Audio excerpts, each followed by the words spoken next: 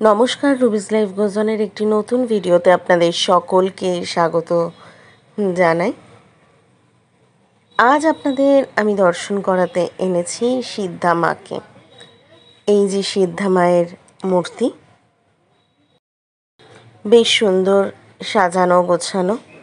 মায়ের মূর্তিও অসাধারণ।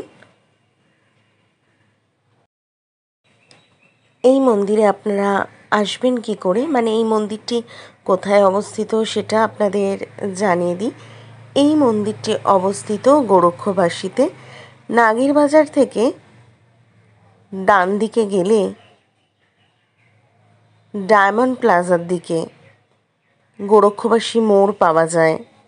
সেই গোরক্ষবাসী মোড় থেকে খানিকটা এগিয়ে গেলেই এই মন্দির।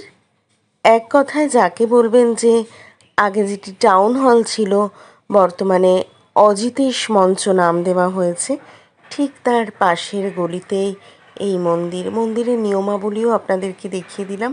মন্দিরে মা সিদ্ধা ছাড়াও আছেন বাবা মহাদেব। মায়ের একদিকে তার গর্ভগৃহ, আর অপর দিকে আছেন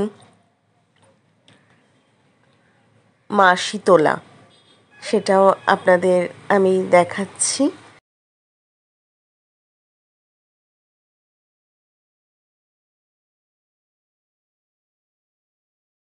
এই মন্দিরে রথযাত্রা উৎসবও পালিত হয়, তাই এখনও রথটা রয়েছে। রথের তো বেশি দিন অতিক্রান্ত এখনও হয়নি।